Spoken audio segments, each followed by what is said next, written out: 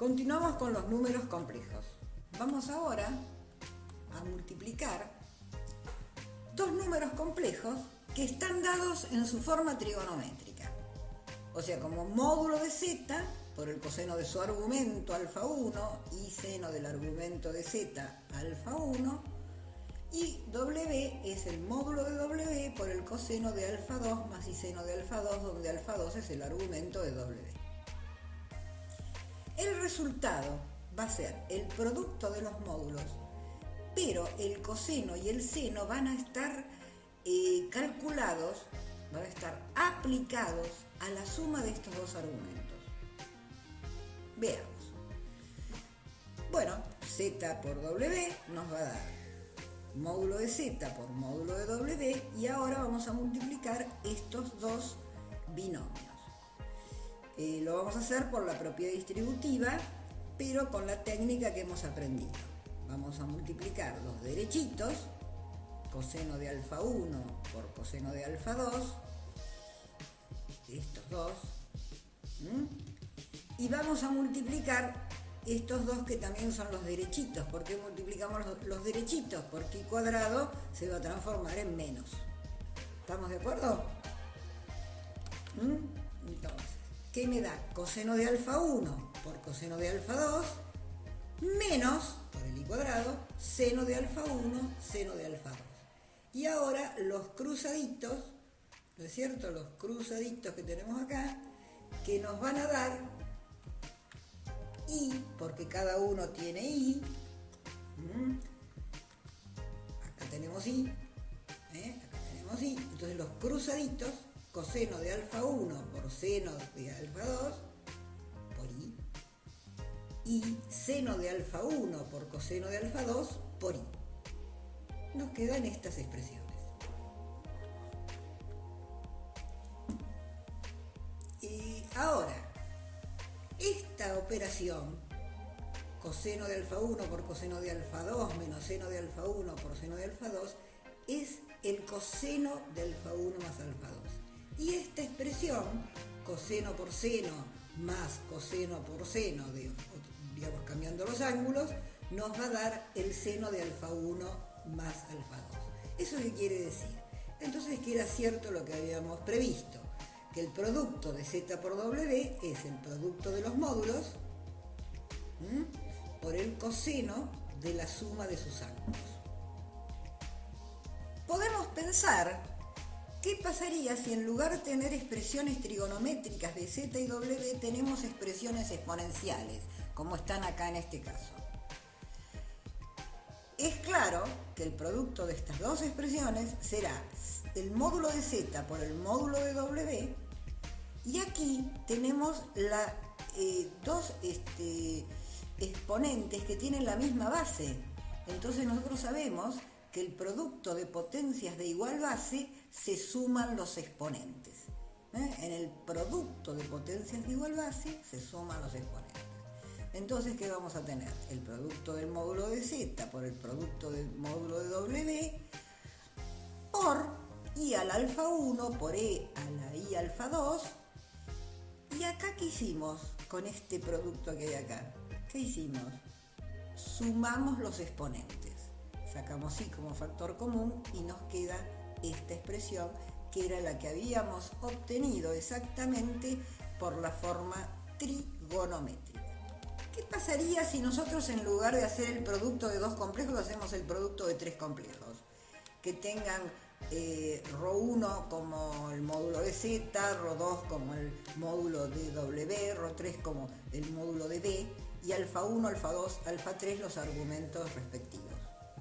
Bueno, claro que el producto de estos tres va a ser el producto de los tres módulos por el coseno de la suma de los tres argumentos y seno de la suma de los tres argumentos. Y en el caso de la forma exponencial, bueno, vamos a sumar los tres argumentos por i, e a la i a la suma de los argumentos, y acá tenemos el producto de los módulos. Esto se puede probar utilizando la forma exponencial. Pero nosotros somos ambiciosos y queremos multiplicar muchos números complejos, K números complejos, Z1, Z2, ZK. O sea, queremos hacer la productoria desde J igual 1 hasta K de Z sub J. ¿Y quién es Z sub J? Bueno, está en la expresión trigonométrica. Rho sub J y el coseno de alfa J y el seno de alfa J. Bueno, entonces el producto de todos estos números complejos, estos K números complejos, va a ser el producto de todos sus módulos. O sea, va a ser productoria de J igual 1 hasta K de los Rho sub J, ¿no? El producto de todos los módulos, y el coseno lo vamos a aplicar a la suma de todos los ángulos. O sea, desde J igual 1 hasta K de A sub J, la suma de los K argumentos, y seno de la suma de los K argumentos. El mismo problema anterior, nada más que los números complejos, Z1 hasta ZK, están expresados con la forma exponencial. O sea, tenemos los ZJ en la expresión exponencial. Entonces, el producto de todos esos complejos va a ser el producto de los K módulos por E a la I a la suma de todos los argumentos, que podemos expresarlo como una sumatoria, lo cual es mucho más práctico. Vamos a ver ahora el teorema de De Moivre, que es de gran utilidad.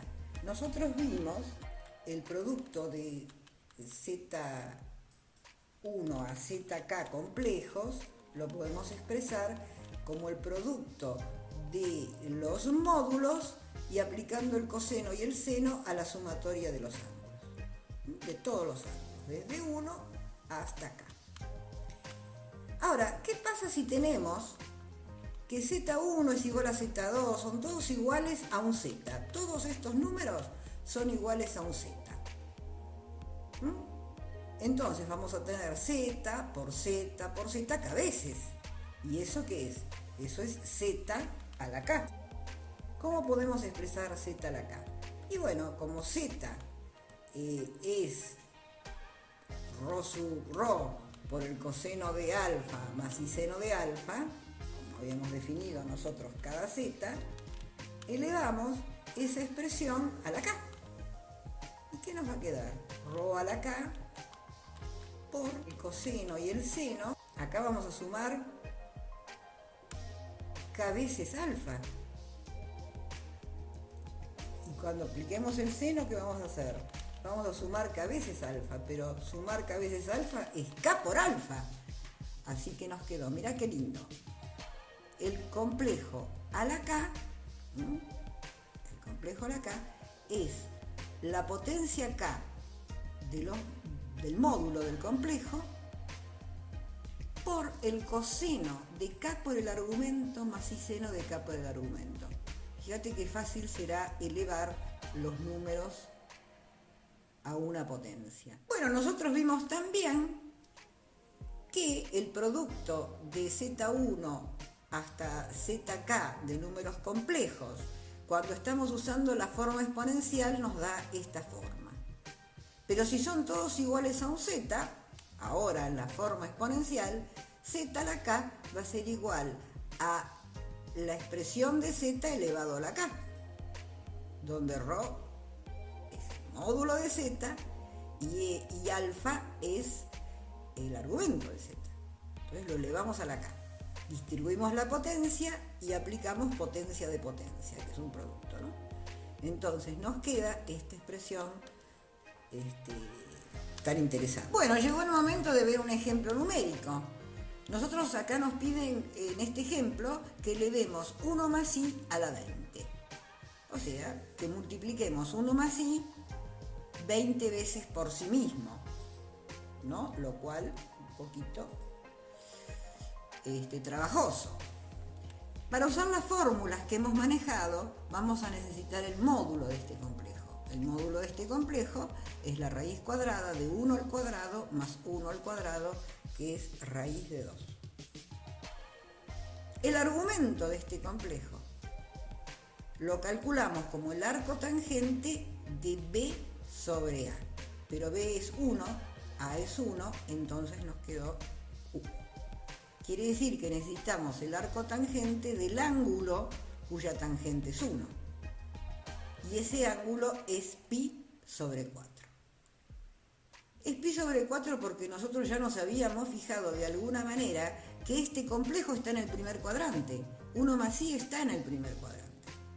Entonces, efectivamente, pi sobre 4. Ahora, podemos escribir 1 más i como la raíz de 2 por el coseno de pi sobre 4 más i seno de pi sobre 4. Pero a la 20 elevamos raíz de 2 a la 20 y el coseno lo vamos a aplicar a 20 por pi sobre 4, aplicando la fórmula de De Moivre. Pero el raíz de 2 a la 20 es 2 a la 10. Y el coseno de 20 por pi sobre 4, simplificando aquí, nos queda el coseno de 5pi más i seno de 5pi. Ahora, ¿qué pasa? ¿Cuánto vale 5pi? 5pi se pasa de vueltas completas de 2pi. Bueno, 5pi equivale a pi.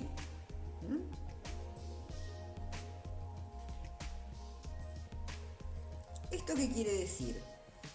Que 1 más i a la 20 va a ser 2 a la 10 por el coseno de pi, que es menos 1, más i seno de pi, que es 0. Esto se fue.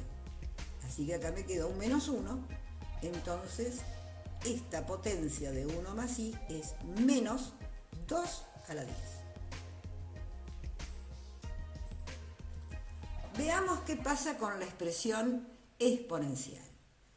1 más i a la 20 por el módulo y el argumento que hemos calculado, aplicando nuestra fórmula, es esto. Nuevamente, raíz de 2 a la 20 es 2 a la 10 por e a la i pi. Pero e a la i pi es el coseno de pi más i seno de pi. Y bueno, entonces nos va a dar menos 1. Entonces finalmente nos quedó lo mismo, menos 2 a la 10.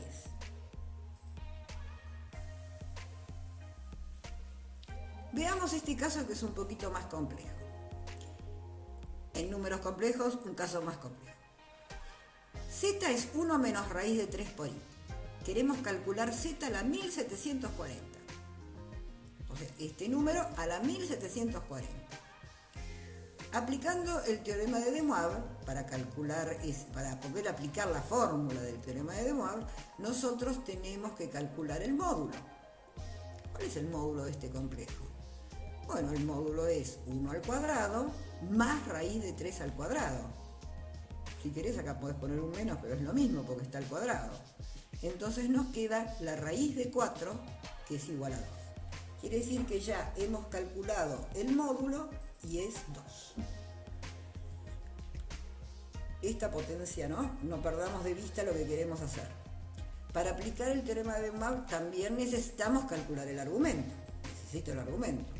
Ahora, el argumento de este complejo es menos raíz de 3 dividido 1. O sea, el arco tangente del complejo cuya tangente es menos raíz de 3. ¿Pero en qué cuadrante está este complejo? Siendo A mayor que 0 y B menor que 0, ¿en qué cuadrante estaría? En el cuarto cuadrante. A es mayor que 0 y B es menor que 0. Entonces, utilizando la tabla que dimos de ángulos notables, el arco tangente de raíz de 3 es pi sobre 3, pero en el primer cuadrante. O sea, en el cuarto cuadrante, como tenemos que estar ubicados, sería 5 veces pi sobre 3. Ese es el argumento del complejo. Ahora sí, vamos a ponernos a calcular esa potencia. Tenemos el módulo, tenemos el argumento y la expresión de este número complejo es el módulo por coseno de 5pi sobre 3 más y seno de 5pi sobre 3. Por el teorema de De Moivre es 2 a la 1740 por el coseno de 1740 por 5pi sobre 3 más y seno de 1740 por el argumento que es 5pi sobre 3. Pero, ¿cuánto es ese argumento? 1740 por 5pi sobre 3. Bueno, si simplificamos acá, este es múltiplo de 3, es 580 por 5pi. Pero 5pi, ¿quién es? Es pi. Y 580 lo podemos escribir como 290 por 2pi. Esto me conviene porque ahí me di cuenta enseguida que estos son solamente vueltas completas de 2pi. 290 vueltas completas de 2pi. Y eso es el ángulo cero. Entonces, este complejo a la 1740, el coseno de 0 es 1 y el seno de 0 es 0, entonces me queda 2 a la 1740 por 1. Para completar estas ideas, veamos ahora el teorema fundamental del álgebra. Este teorema dice que dada la ecuación polinómica, ¿qué será esto? La ecuación polinómica. Bueno, acá tenemos un polinomio en x, una indeterminada x, donde los a sub n menos 1, a sub 1, a sub 0 son los coeficientes. Entonces dice que es una ecuación polinómica porque hay un polinomio igualado a 0. Acá está la ecuación, ¿no? Acá está la ecuación. Y le pedimos que a sub n sea distinto de 0, porque fíjense que el coeficiente a sub n es el que me va a decir el grado del polinomio. Si a sub n no es 0, entonces el polinomio va a tener grado n. Todos estos coeficientes están en los números complejos. N es un número natural, es el grado de la ecuación, dado que a sub n es distinto de 0. Entonces, tenemos la ecuación polinómica. Está claro que acá está la ecuación, ¿no? Ahí está. La ecuación polinómica. Y decimos que z es una solución de la ecuación dada si y solamente si, cuando evaluamos ese polinomio en z, esa cuenta nos da 0. O sea, hace cierta la ecuación.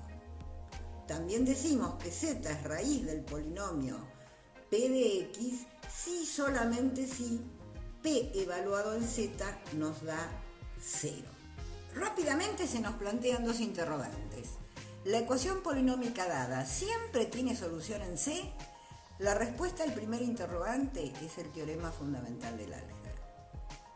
Si n es mayor o igual que 1, y esta es la ecuación polinómica, siempre es resoluble en C. Es decir, existe un complejo tal que si evalúo el polinomio en ese complejo, voy a obtener el 0 que quiero.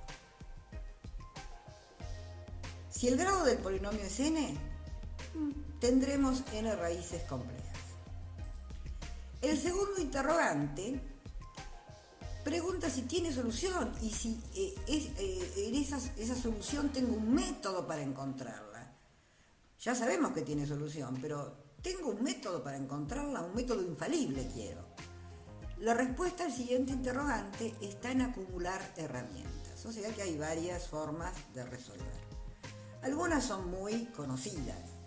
Por ejemplo, si yo tengo una ecuación polinómica de grado 1, como esta que está aquí, donde sé que a sub 1 no es 0, entonces puedo despejar la x pasando al otro miembro a sub 0 con signo negativo y dividiendo por a sub 1. O sea, lo que se llama despejar la x. La ecuación polinómica de grado 1 tiene una raíz y esa raíz es esta que está aquí.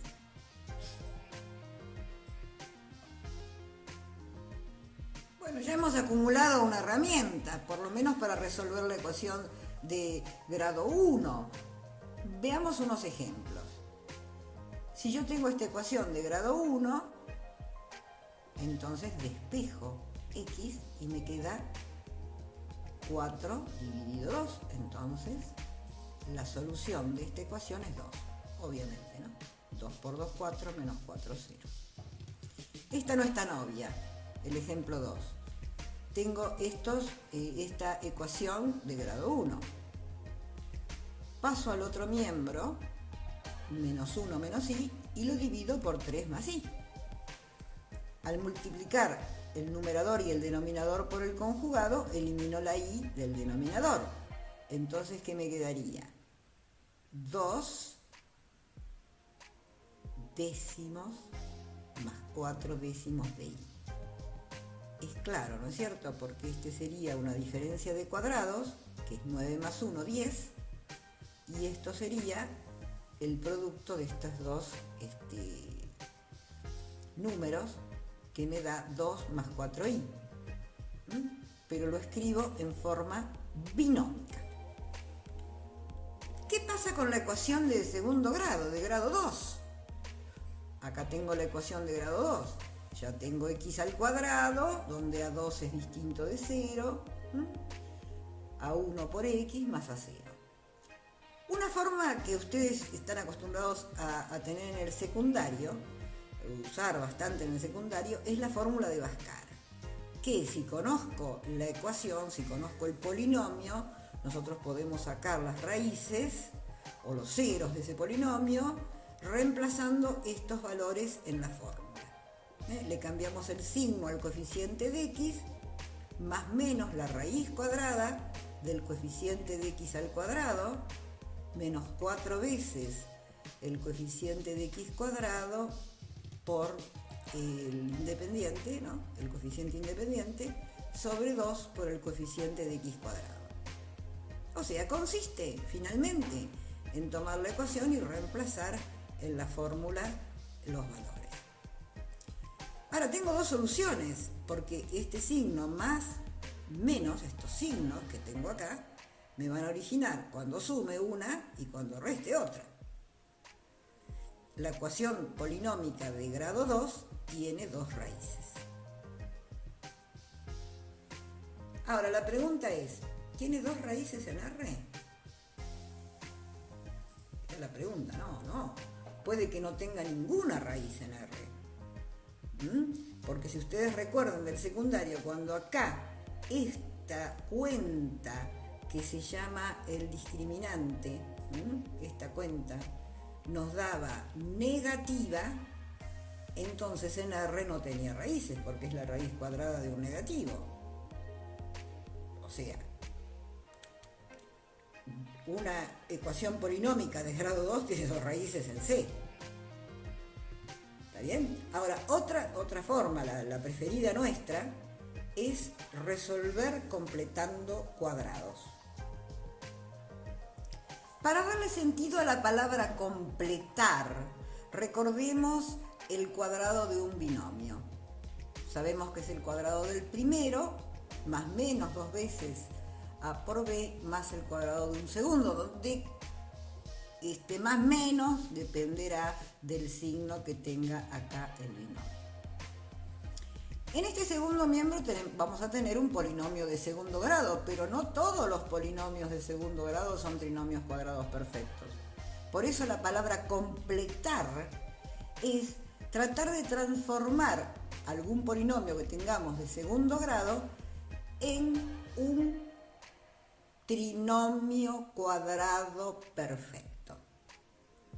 Cuando nosotros podamos hacer esa completación, esa adaptación a un trinomio cuadrado perfecto, vamos a tener un cuadrado. Y ahí vamos a poder aplicar la diferencia de cuadrados, que es finalmente nuestro objetivo final. La diferencia de cuadrados es nuestro objetivo final. Completamos cuadrados para poder escribir diferencias de cuadrados. Veamos un ejemplo. Supongamos que nosotros tenemos x cuadrado más 2x menos 3 igual a 0. O sea que nuestra ecuación es esta. El coeficiente de x cuadrado, para completar cuadrados, siempre tiene que ser 1. En este caso es 1. El término en x, en este caso es un doble producto, es 2 por x. Y ya nos está diciendo cómo es este binomio. Ya nos damos cuenta que a es x y que b es 1.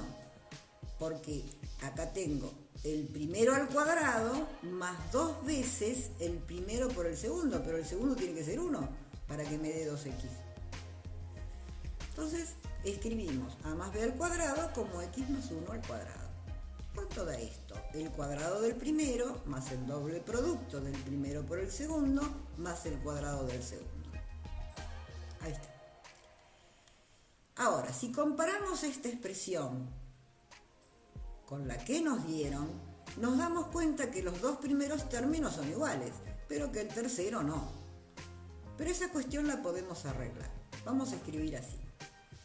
El polinomio lo vamos a escribir como x más 1 al cuadrado, hasta aquí, y ahora menos 1 menos 3 lo vamos a agregar. ¿Qué hace este menos 1? Me elimina este 1, que es el que no me gusta, porque yo tengo menos 3, no tengo 1. Entonces, este menos 1 elimina este 1. Y ahora le sumo menos 3 para efectivamente tener esta expresión. P de x es igual a esto. Pero esta expresión es x más 1 al cuadrado menos 1 menos 3, menos 4. Pero menos 4 lo puedo escribir como 2 al cuadrado. ¿Y qué tengo acá? Una diferencia de cuadrados. ¿Y cómo puedo escribir una diferencia de cuadrados? Puedo escribir esa diferencia de cuadrados, que es igual a 0, como el producto de estas dos expresiones, que son la base, x más 1, más la base del otro, que es 2, por la base del primero, menos la base del segundo, que es 2. Entonces, acá tengo este producto. Pero este producto es 0. Y si este producto es 0, alguno de estos dos tiene que ser 0. Entonces decimos que x más 3 es 0 o que x menos 1 es 0. Alguno de los dos tiene que hacerse 0. Pero si x más 3 es 0, x es igual a menos 3, y si x menos 1 es 0, x es igual a 1. Y estas son las dos raíces de p de x en C.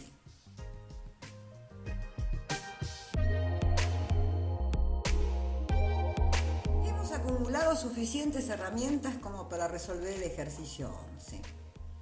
El ejercicio 11 nos pide que encontremos los complejos que resuelvan estas ecuaciones polinómicas.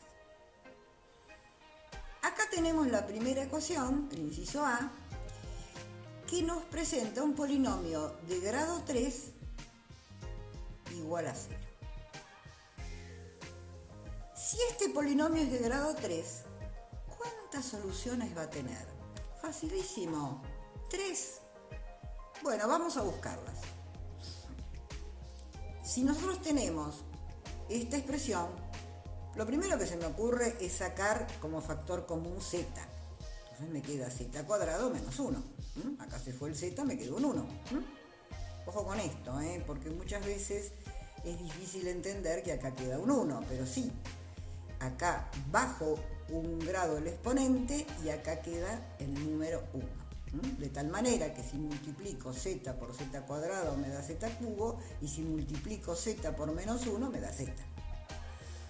Muy bien, pero ahí ya tengo un gran paso, porque si z que multiplica a esta expresión me da 0, puede ser que z sea 0 o que esta otra expresión sea 0.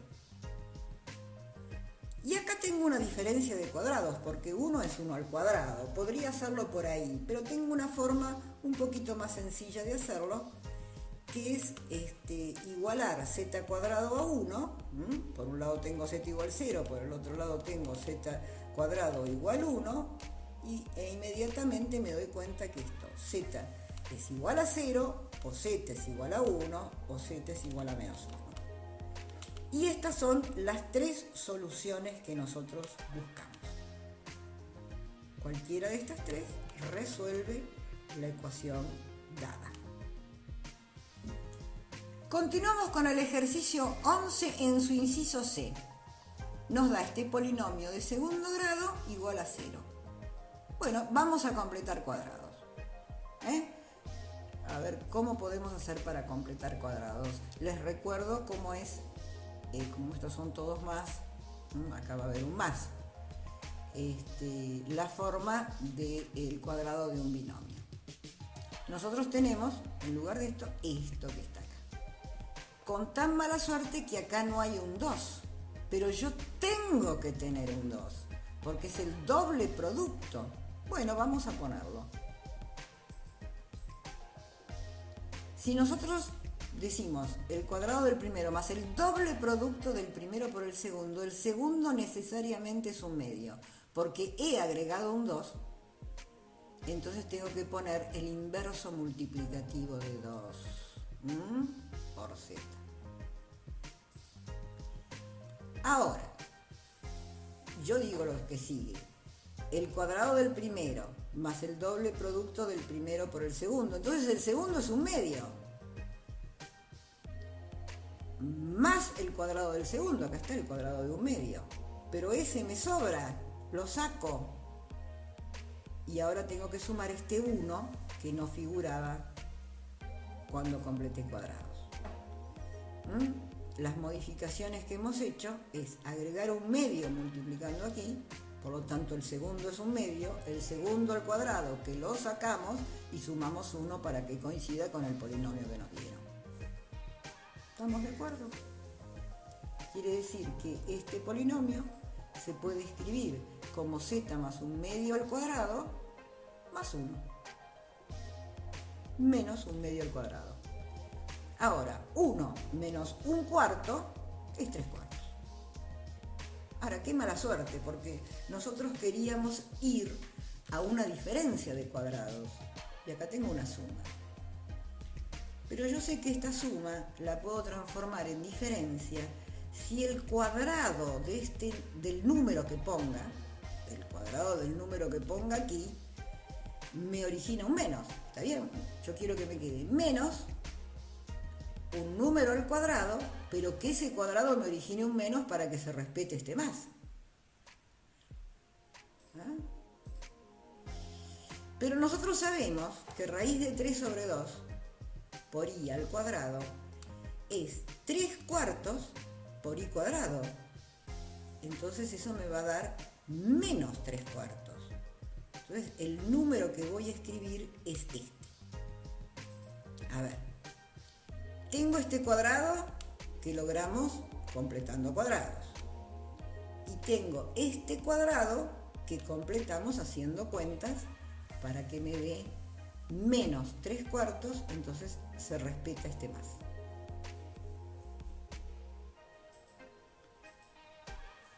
Ahora, como tengo la diferencia de cuadrados, esto es la suma de las bases y la resta de las bases. Bueno, acá sumé las bases y acá resté las bases. Este producto es esta diferencia de cuadrados. Pero está igualado a 0. Entonces, o este primer paréntesis es 0, o el segundo paréntesis es 0. Entonces ya tengo las raíces, porque si esto está igualado a 0 y despejo z, ¿qué me va a quedar? Me va a quedar la primera raíz, pongámosle z1, menos un medio, más raíz de 3 sobre 2i. La despejo z, menos un medio, menos raíz de 3 sobre 2i. Hemos resuelto esta ecuación polinómica. El ejercicio 11b nos va a dar un recurso más para resolver este tipo de ecuaciones. Acá tenemos z cuadrado menos i igual a 0. O sea que nosotros tendríamos que encontrar los z que elevados al cuadrado me den i, para que i menos i sea 0. Pero de eso sabemos algo que nos va a servir. Nosotros sabemos que 1 más i al cuadrado, que es 1 al cuadrado más 2i más i cuadrado, acá el i cuadrado se va con el 1, me da 2i.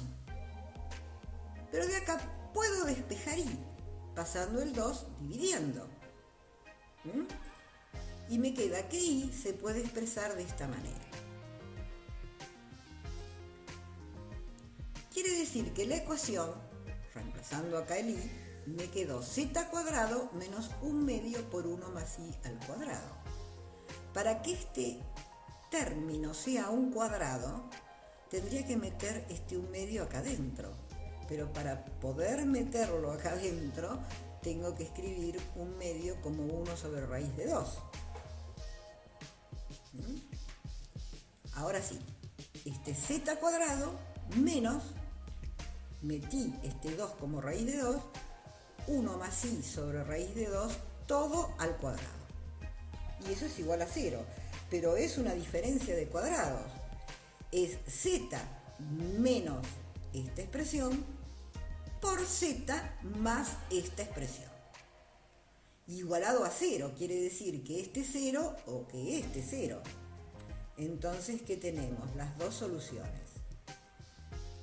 Despejamos de acá, z1, pongámosle a 1 más i sobre raíz de 2, si lo paso al otro lado me queda positivo y este me va a quedar negativo, o sea que z2 es menos 1 más i sobre raíz de 2. Y estas son las dos soluciones que buscábamos de la ecuación.